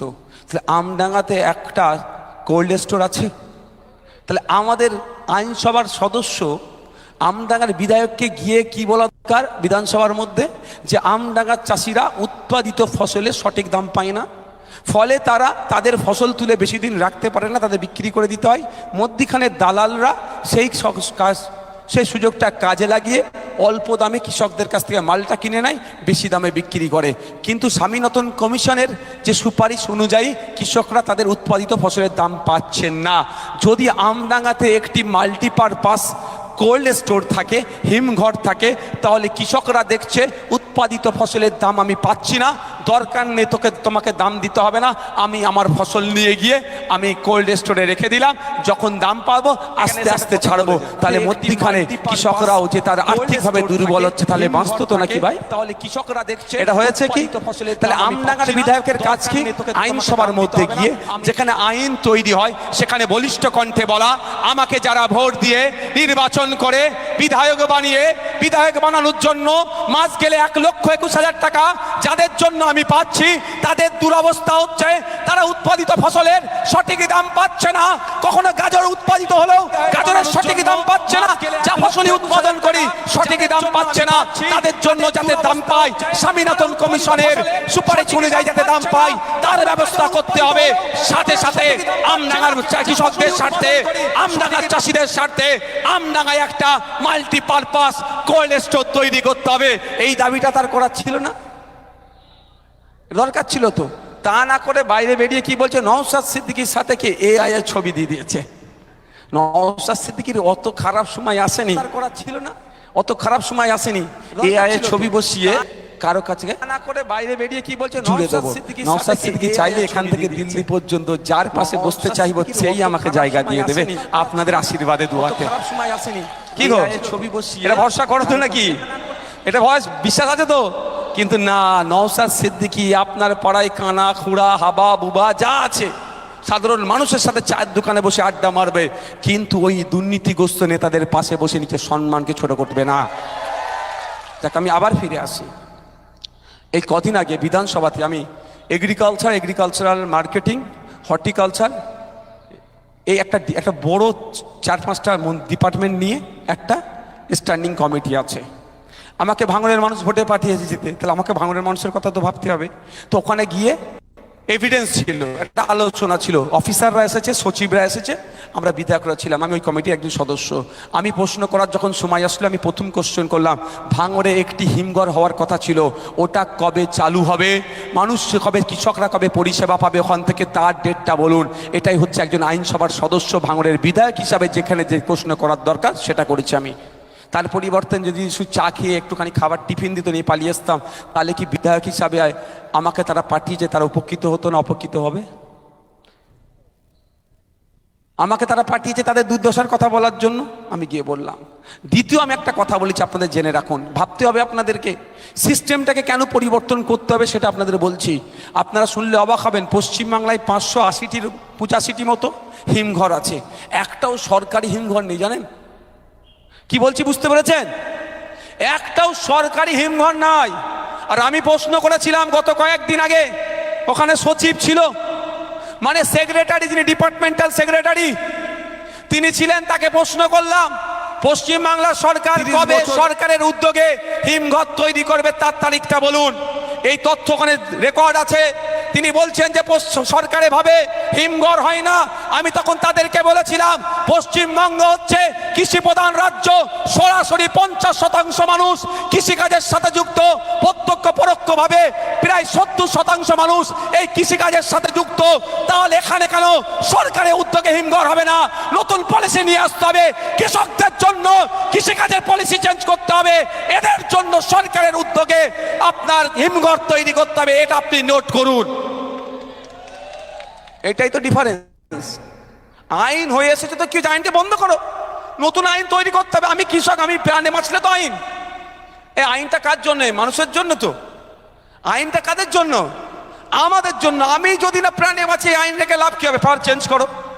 তো এই সিস্টেম চেঞ্জ করতে হবে। তো আপনারাই সিস্টেমটা চেঞ্জ করতে পারবেন। আমি যতই গলা ফাটাই না কেন, কিচ্ছু লাভ হবে না। কটা বাজে? হ্যাঁ, ওরে বাবা, অনেক বকে ফেললাম, 6:46 বেজে গেছে। আমি আর 5-7 মিনিট টাইম দেবো। অসুবিধা আছে কারো? না না ভাই, আজকে কলকাতাতে একটা দল প্রোটেস্ট করছে। কারা জানেন? SLSTর SSC, যারা স্টেট লেভেল সিলেকশন, SLST মনে পড়ছেন এখন তো, SSCর স্কুল সার্ভিস কমিশনের একটা গ্রুপ আন্দোলন করছে। কেন? আপনি অবাক হবেন, এটা পশ্চিমবাংলার একটা সরকার চলছে না সার্কাস চলছে, আপনি ধরতেই পারবেন না। দেখুন, 70 নম্বরের পরীক্ষা হয়েছে আর বলছে কাট অফ 76 লাগবে। কি করে হবে? 6 নম্বর কোথা থেকে জোগাড় করবে? এটা পশ্চিমবাংলায় সরকার চলছে না সার্কাস চলছে? মমতা ব্যানার্জি রিং মাস্টার, আমরা সব। আর বলবো নাকি? আর বলবো? বলতে লাগবে নাকি? উনি রিং মাস্টার আমাদেরকে কি ভেবেছে বুঝতে পেরেছেন? যারা নতুন ফ্রেশার, যারা প্রথম যারা পরীক্ষায় বসছে, তাদের শুধু 500 টাকা দিয়ে ফর্ম ফিল আপটাই হলো, আর একটু ছুটাছুটি হলে এর থেকে বেশি ফায়দা নয়, বরঞ্চ 500 টাকাগুলোকে লুট করলে রাজ্য সরকার। তারা আজকে প্রতিবাদে বসছে। আমার লোকজন আজকে ফোন করেছিল, যোগাযোগ করছে, ওখানে একটু আমাকে ধ্যান রাখতে হবে কি হচ্ছে। মানে কোন রাজ্যে আমরা আছি? শিক্ষিত বেকার যুবক যুবতীরা মাথা ফাটিয়ে দিচ্ছে, চাকরি পাচ্ছে না, চাকরি পেলেও দুর্নীতি করছে, পুরো প্যানেল বাতিল হচ্ছে। এই সরকারি কর্মচারীরা যারা আছে, আমাদের এখানে অনেক পুলিশের বন্ধুরা আছে না, পুলিশকে তো আমরা মন্দিরের ঘন্টার মতো ব্যবহার করি। কেমন দেখবেন, যে পুজো দেয় সেও ঘন্টা বাজায়, আর যে মন্দিরে ঢুকেছে সেও। বিরোধীরাও পুলিশের তুমুল সমালোচনা করছে, আবার শাসকরাও পুলিশের তুমুল সমালোচনা করছে। বাচ্চারা যাবে কোথায়? একবার ওদের খোঁজ নিয়েছেন বাবু কত ঘন্টা ডিউটি করছো? একবারের জন্য কি আপনারা খোঁজ নিয়েছেন সিভিক ভলেন্টিয়ারগুলোকে যে তোমরা কতটা ডিউটি করো? এক একটা সিভিক ভলেন্টিয়ার কোনো অংশে কনস্টেবলের থেকে কম কাজ করে না, ডিউটি করে না। মাত্র 10,000 টাকা তাদের হাতে ধরিয়ে দিচ্ছে। 9,000 টাকা ছিল। এত বিধানসভার মধ্যে সিভিক ভলেন্টিয়ার করেছি, বাধ্য হয়ে মাত্র 1,000 টাকা বাড়িয়েছে একা বলে। আপনারা যদি 10টা নওশাদ সিদ্দিকীকে 2026 সালে পাঠান, সে যেই সরকারে আসুক না কেন, যেই অপোজিশনে থাক না কেন, এই 10 জন কিন্তু পুরো বিধানসভাকে হিলিয়ে রাখবে, এটা ভরসা করি আমি। আপনাদের হাতে নির্ভর করছে। যাক, একবারে পুলিশকে জিজ্ঞাসা করেছেন বাবু স্যার বলুন, বাবু বলুন, যে সম্মান, সবে সম্মানীয়দেরকে সম্মান দিতে হবে। যে কতক্ষণ ডিউটি করেছেন খোঁজ নিয়ে দেখুন তো। 12 ঘন্টা নয়, 14 ঘন্টা 16 ঘন্টা পর্যন্ত ডিউটি করছে। কিন্তু সরকারি কর্মচারীদের ডিউটি কতক্ষণ করবে? এই বলুন, 8 ঘন্টা। 8 ঘন্টার বেশি কেন ডিউটি করবে? তার হয়ে বলার কেউ নেই না। ও, পুলিশের সমালোচনা করতে খুব ভালো লাগে। তাই আপনার আমার পরিবারের ছেলেরাই কিন্তু পুলিশে চাকরি করে, আপনার আমার পরিবারের মেয়েরাই পুলিশে চাকরি করে। পুলিশ আমাদের পরিবারের মতো। তাই আমাকে আপনাকে আওয়াজ তুলতে হবে যে মমতা ব্যানার্জি, আপনি ভাঙড়ে 8টা থানা করেছেন। 8টা কেন, পাড়াতে পাড়াতে থানা করে দেন। নওশাদ ভাইজানকে আপনি জব্দ করতে পারবেন না। থানা করেছেন ভালো কথা, নওশাদ ভাইজান ওয়েলকাম করছে, কিন্তু থানা অনুযায়ী একটা থানায় যত ফোর্স দেওয়া দরকার সেই ফোর্সও দিতে হবে। আর কোনো পুলিশের লোক 8 ঘন্টার বেশি ডিউটি করবে না। পশ্চিম বাংলা পুলিশে এই মুহূর্তে প্রায় 2.5 লক্ষ শূন্য পদ আছে। ইমিডিয়েট আপনি 2.5 লক্ষ শূন্য পদ পূরণ করুন, তাহলে আমার পুলিশের কাজ কষ্টটা কম হবে। এরা 8 ঘন্টা ডিউটি করবে, আর 2.5 লক্ষ পরিবার বাঁচবে, তাদের পরিবারের ছেলেগুলো চাকরি পাবে। ওই 2.5 লক্ষ পরিবারের জন্য আরো 5 লক্ষ পরিবার উপকৃত হবে। তাহলে প্রায় 7.5 লক্ষ পরিবার পশ্চিম বাংলায় অর্থনৈতিকভাবে স্বাবলম্বী হবে। এই আওয়াজটাও আমাদেরকে তুলতে হবে। তুলবেন তো নাকি? না, ও পুলিশ ডিউটি করছে করুক, এইরকম করলে হবে না। জিজ্ঞাসা করবেন সাহেব কতক্ষণ ডিউটি করছেন, জিজ্ঞাসা করবেন সাহেব কতক্ষণ ডিউটি করছেন, বলবে দেখবেন ক্যামেরার সামনে বলবে না, বেচারিদের সমস্যা হয়ে যাবে। তো আমাকে আপনাকে এগুলো সজাগ সতর্ক থাকতে হবে। আপনাকে আমাকে এই আওয়াজ তুলতে হবে। আপনি আমি ছাড়া কি আওয়াজ তুলবে ভাই? কি আওয়াজ তোলার আছে? ওই যে 70 নম্বরের পরীক্ষা হচ্ছে, 76 নম্বর কাট অফ। আমরা এতদিন শুনেছি যে নাম্বারের পরীক্ষা হয় তার নিচে কাট অফ হয়। এই যারা পরীক্ষা দিয়েছে, জুলফিকার ঠিক বলছো তো নাকি? রাকেশ কোথায় গেল? আচ্ছা, যারা আছে, যারা পরীক্ষা দিয়েছো, ভুল বলছি নাকি গো? 70 নম্বরের পরীক্ষা হলে এই ধরনের ঘটনা হয় 55, 60, 65 কাট অফ। অর্থাৎ 70-এর মধ্যে যারা 65 পাবে তারা ইন্টারভিউয়ে ডাক পাবে। এটা কাট অফ মানে এটার মধ্যে পেলেই তারা ইন্টারভিউ পরের স্টেজে তারা যেতে পারবে। আর এই আমাদের রাজ্যে মমতা ব্যানার্জির আমলে সরকার নয় সার্কাস চালাচ্ছে এরা কি করছে? 70 নম্বরের পরীক্ষা হয়েছে আর বলছে যারা 76 পাবে তারা ইন্টারভিউ ডাক পাবে। ভাবতে পেরেছেন কারা পরীক্ষাগুলো দিয়েছে? আমার সমবয়সী যুবক যুবতীরা, আপনার আমার বাড়ির ছেলেরা। তারা কোথায় যাবে? এই সিস্টেমটা ভুল সিস্টেমে চলছে। সিস্টেমকে কি করতে হবে? চেঞ্জ করতে হবে। চেঞ্জ করবে কারা? আপনার হাতে সেই ক্ষমতা, ডেমোক্রেসি, গণতন্ত্র, সংবিধান সেটা আপনার হাতে দিয়েছে যে আপনারা সেটাকে চেঞ্জ করতে পারেন। তাই অনুরোধ করছি, একটু চোখ কান খুলে চলতে হবে। কে হিন্দু হিন্দু ভাই ভাই বলছে, আর কে হিজাব টেনে বলে দিচ্ছে মুসলমানদের ক্ষতি করতে দেবো না। এই দুটোর ফাঁদে আপনারা পড়বেন না। একজন বলছে হিন্দু হিন্দু ভাই ভাই, শুনতে খুব ভালো লাগে। তো তার শুনেছি নাকি পেট্রোল পাম্প আছে, ওই শুভেন্দু বাবুর কথা বলছি। তো শুভেন্দু বাবু তার পেট্রোল পাম্পের সামনে লিখে দিক না, হিন্দু হিন্দু ভাই ভাই, মুসলমানকে তেল বিক্রি নাই, লিখবে, তখন বিজনেস ভালো বোঝে। আর একজন কি বলছে, হিজাব টেনে দিয়ে কি বলছে, মুসলমানদের ক্ষতি হতে দেব না। জেলগুলোতে গিয়ে দেখুন পশ্চিমবাংলার জেলে প্রায় 23,000 মানুষ বন্দী আছে। তার মধ্যে খোঁজ করে দেখুন 16 থেকে 17 হাজার কারা আছে? হিজাব টেনে যাদেরকে বোকা বানাচ্ছে তারা আছে। বুঝতে পারছেন? এর দুজনের পাল্লায় যারা পড়বে তারা যাবে। তো আপনাকে আমাকে আওয়াজ তুলতে হবে। 2012 থেকে 2024 পশ্চিমবাংলায় কত স্কুল বন্ধ হয়েছে আপনারা জানেন? প্রাইমারি স্কুল, এটা বলে শেষ করে দেবো। কত প্রাইমারি স্কুল বন্ধ হয়েছে জানেন?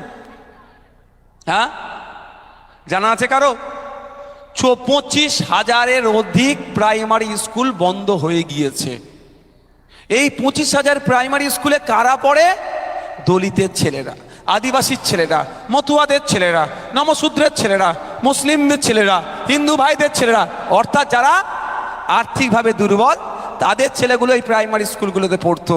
আজকে 25,000 স্কুল বন্ধ করেছে। ক্ষতি হয়েছে না লাভ হয়েছে আমাদের? কেন ক্ষতি হয়েছে? আমাদের ছেলেদেরকে তো আমরা সরকারি বেসরকারি স্কুলে ফিস দিয়ে পড়াবার ক্ষমতা নাই। ফলে কি হচ্ছে? স্কুল ছুট হয়ে যাচ্ছে, অশিক্ষিত হয়ে যাচ্ছে। এদের বোমা বাঁধার লোক হিসাবে এরা সাপ্লাই দেবে। তাই আপনাকে আমাকে আওয়াজ তুলতে হবে। কে হিন্দু, কে মুসলমান, কে দলিত, কে আদিবাসী, কে মতুয়া ভেবে লাভ নেই আমার। যার ধর্মীয় বিশ্বাসের জায়গায় থাকবে, মন্দিরে থাকবে, মসজিদে থাকবে, ধর্মস্থানে থাকবে, যার বিশ্বাস সে সেখানেই রাখবে। দিনের শেষে আমরা পশ্চিমবাংলার নাগরিক, আমরা শ্রেণী সংগ্রামের কথা বলি, আমরা পশ্চিমবাংলার মানুষ, দিন আনে দিন খাই। আমার ছেলেটি সরকারি স্কুলে গিয়ে কিভাবে শিক্ষা পাবে তার আওয়াজ আমাদের তুলতে হবে। অন্যথায় দেখবেন এখানে যে প্রাইমারি স্কুল আছে, এই স্কুলটি বন্ধ হয়ে গেলে জেসিপি দিয়ে স্কুলটা তুলে মমতা ব্যানার্জি তার বাড়ির সামনে নিয়ে গিয়ে বসাবে না, এখানে স্কুলই থাকবে। কিছুদিন বন্ধ হওয়ার পরে মমতা ব্যানার্জি বলবে আপনাদেরকে, স্কুল যখন বন্ধ হয়েছে তাহলে এটাকে তো এরকম ফেলে রাখা লাভ নেই, কি করতে হবে? প্রাইভেট সংস্থার হাতে দিয়ে দেবে। তারা একটু ভালো রং চং করে দিয়ে আপনার ছেলেকে যখন অ্যাডমিশন নেবে, মাসে 2,000 টাকা দাও, তারপরে আপনার ছেলে পড়তে পাবে। তখন কি হবে? আর এখন 250 টাকা দিলে আপনার ছেলে 1 বছর পড়তে পারছে। পারবেন তো মাসে 2,000 টাকা দিয়ে আপনার ছেলেকে পড়াতে? দুটো ছেলে, আমি দুটোই ধরছি, দুটো ছেলে বাচ্চা, 4,000 টাকা চলে গেল। আপনি কৃষক, মাস গেলে 8,000 টাকার নিচে ইনকাম করেন। আমি তথ্য দিয়ে বলছি আপনাদের, মাস গেলে আপনারা 8,000 টাকার নিচে ইনকাম করেন, বিলো 8,000 আপনি ইনকাম করেন। তো আপনারা কি করলেন? দুটো ছেলেকে 4,000 টাকা দিয়ে করবেন, তাহলে নিজে খাবেন কোথায়? হ্যান সঞ্চয় করে রাখবেন কোথায়? আর কি বলে ঔষধ খরচ কি করবেন? আর পুজো পার্বণে কাপড় চোপড় কিনবেন কি করে? তাহলে কি হবে? ছেলেকে পড়াতে হবে না। এটাই তো চাইছে মমতা ব্যানার্জি আর শুভেন্দু অধিকারীরা, যে আপনাকে আমাকে পড়তে দেবে না। আপনার আমার বাড়ির ছেলেরা যদি পড়াশোনা করে নেয়, তাহলে অভিষেক ব্যানার্জির হয়ে কে মারপিট করবে? তাহলে কে শুভেন্দু অধিকারীর হয়ে কে মারপিট করবে? তা ওরা ওদের লাঠিয়াল বানাবার জন্য আপনার আমার ছেলেরা যেখানে পড়তে যায়, আগের কথা ভেবে ওদের হয়ে বোমাবাজি করবে, ওদের হয়ে মারপিট করবে, ওদের হয়ে খুনোখুনি করবে, ওদের হয়ে জাহান্নামে যাবে, ওদের হয়ে কবরে যাবে, ওদের হয়ে শ্মশানে যাবে। সেই জন্য কি করছে? স্কুলগুলোকে বন্ধ করে দিচ্ছে। তাই আমাদেরকে আওয়াজ তুলতে হবে। পশ্চিমবাংলার এই শুধু 25,000 স্কুল ফিরিয়ে নিয়ে আসা নয়, স্কুল তৈরি করতে হবে। 2011 সালের আগে মমতা ব্যানার্জি গল্প শুনিয়েছিল 10,000 মাদ্রাসা দেবে। 10,000 মাদ্রাসা দিয়ে এত দূরের কথা, উল্টে মাদ্রাসাগুলোকে বন্ধ করে দিচ্ছে। বুঝতে পারছেন? আমাদের আওয়াজ তুলতে হবে, শিক্ষা প্রতিষ্ঠান তৈরি করতে হবে। তা আপনি শিক্ষামন্ত্রী কাকে দায়িত্ব দিয়েছেন? আপনি ভোট দিয়ে, সে তো দায়িত্ব নিয়ে স্কুল বন্ধ করছে। আর আপনি যদি এবার নতুন শিক্ষামন্ত্রী তৈরি করেন, সে দায়িত্ব নিয়ে কি করবে? মদের দোকানগুলোকে বন্ধ করবে, পাড়ায় পাড়ায় স্কুল তৈরির ব্যবস্থা করবে। মমতা ব্যানার্জির আমলে স্কুল পাড়ায় পাড়ায় হয়নি। আচ্ছা, এখানে এত মানুষ আছে, একজন হাত তুলে বলুন তো 2011 সালের পরে আপনার বুথে একটা স্কুল হয়েছে? একজন হাত তুলে বলবেন, কেউ আছে? এত, তাহলে ভাবতে পেরেছেন? কিন্তু আমি হাত তুলতে বলবো না, তুলে লজ্জা দেবো না। পাড়ায় পাড়ায় লিগাল ইলিগাল মদের দোকান 2011-2025 হয়ে গেছে। হ্যাঁ, তাহলে সমাজের ভালো করছে না ধ্বংস করছে? হ্যাঁ বলেন। এই জন্যই নওশাদ সিদ্দিকীর রাগ। আইএসএফ নওশাদ সিদ্দিকী পয়েন্টে পয়েন্টে কথা বলে, বাবুদের জয়েন্টে জয়েন্টে ব্যথা করে, ওই জন্য রাগ দেখায়। তাই আমি শেষ করছি, একটা বিষয় বলি, শেষ করব। এখন SIR এর ফর্ম ফিল আপ চলছে তো জানেন, গণনা ফর্ম। আপনারা কেউ আতঙ্কিত হবেন না, কেউ চিন্তা করবেন না। আমি অনুরোধ আপনাদের কাছে একটাই করব, যে নির্দেশিকা আছে যথাযথভাবে ফিল আপ করবেন, ফর্মটা ফিল আপ করবেন।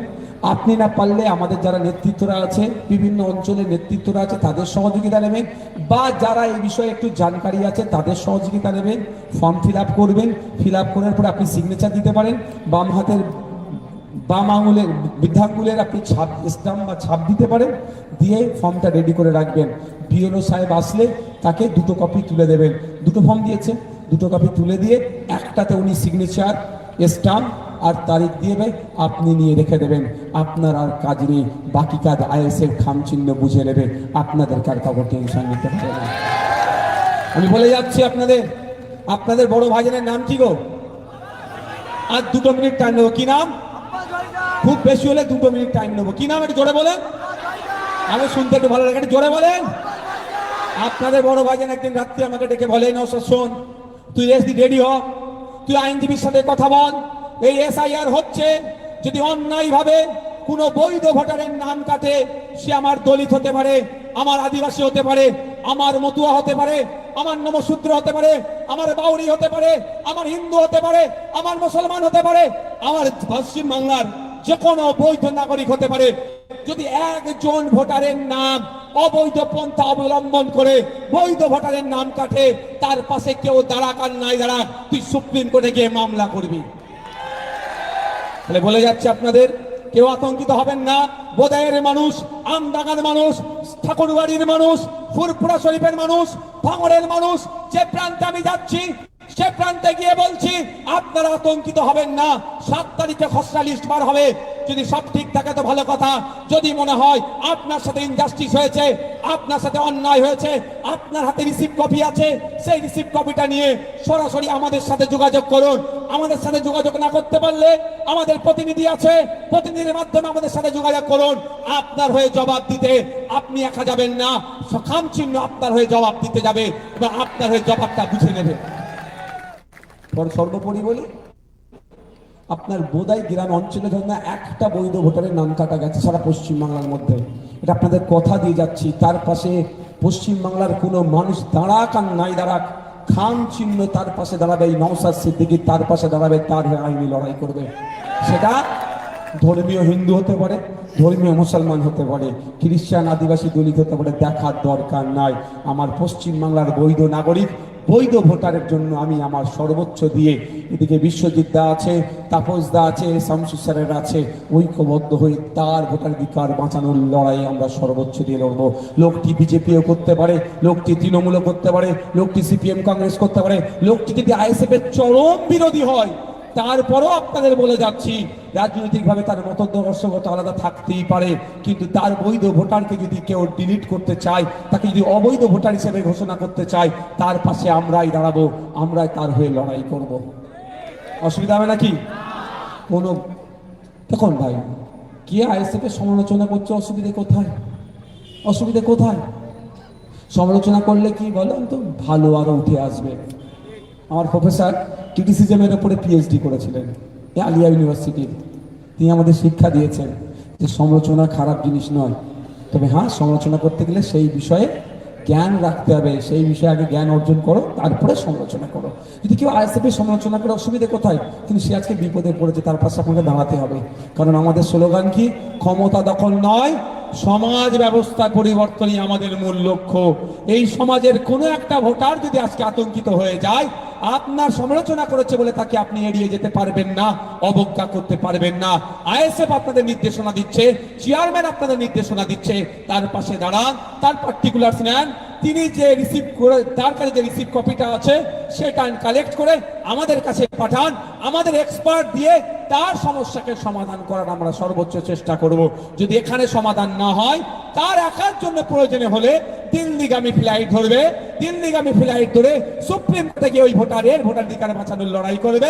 মমতা ব্যানার্জির মতো দিল্লিগামী ফ্লাইট ধরে ভাইপোকে বাঁচানোর জন্য বিজেপির সাথে সেটিং করতে যাবে না।